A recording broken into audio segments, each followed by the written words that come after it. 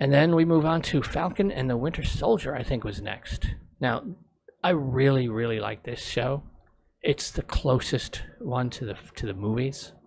It felt like almost like, sort of, not an Avengers film, but that kind of basically like a Captain America sort of film. It's the one that fits the mood most closely to the movies. And it really tackled some really interesting things and set up some really interesting things that I hope they don't ignore. So I think at the start of the series, Bucky views Sam as a substitute for Steve. But by the end of the season, he's just come to accept Sam as Sam. And Sam is just his good friend, no longer a Steve substitute. So, and I like that sort of journey that Bucky took from that perspective. But Sam is in a curious place by the end of the season because he's Falcon. And I don't really know how Falcon is viewed in the MCU's America, because he was a fugitive with Steve, and so just think of how the media would have portrayed him, and when he was on the run with Steve Rogers and Natasha Romanoff and others.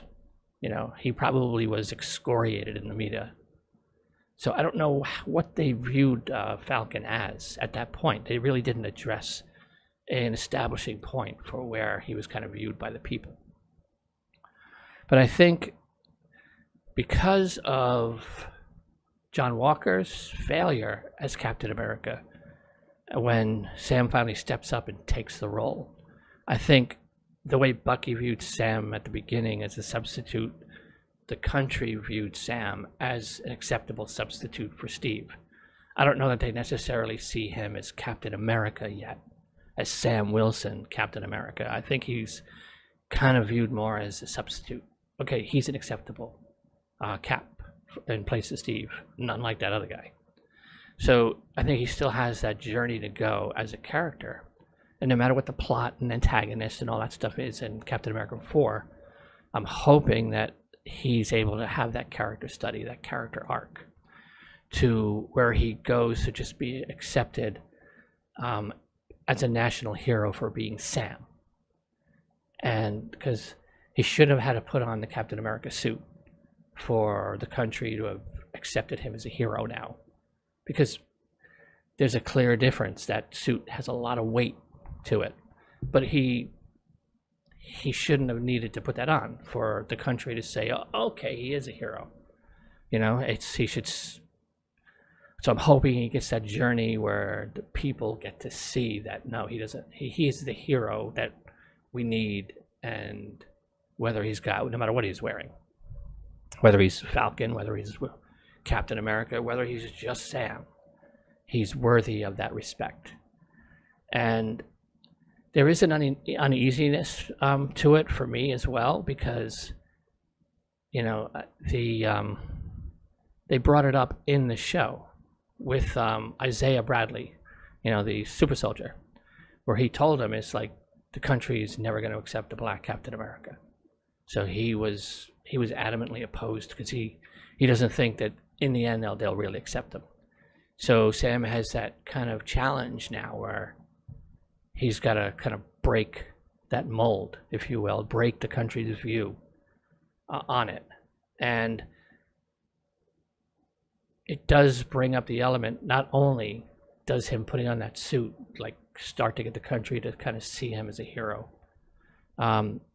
There is this, and I don't mean this in any woke way at all, but he should have had to put on a white man's suit for the country to say, oh, okay, he's a hero now.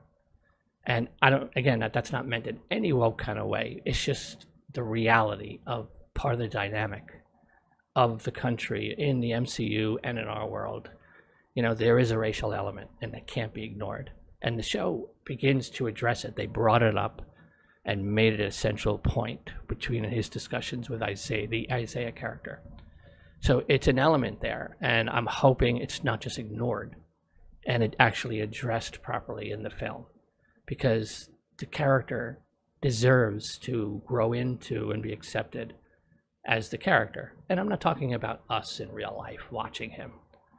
though there's probably some element of that as well from some people. But it's a journey that the character needs to take, because it was raised and was brought up in the show, so I hope it's not ignored in the movie once they take these characters on the next step. And I'm really curious what they're going to do with Bucky, because in the comics, Captain America goes from Steve to Bucky, and then Bucky to Sam, I believe. Bucky's Captain America journey is what he uses to shed off the Winter Soldier identity for good. And he's now not going to have that journey here, because they skipped that and just went right to it being Sam.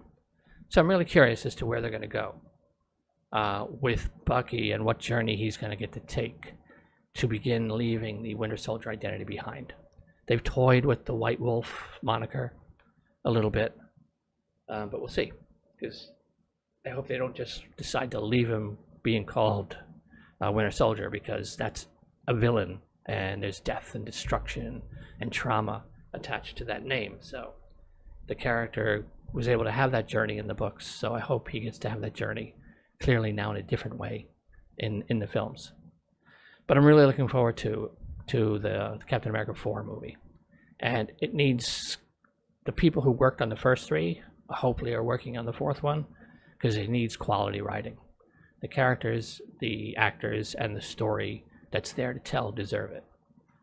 But so it's really, really intriguing. A lot of fun, very action, very much like the movies, but it also began to tackle some really important elements that the comic books do tackle and do deal with, and I hope the movies will do it right.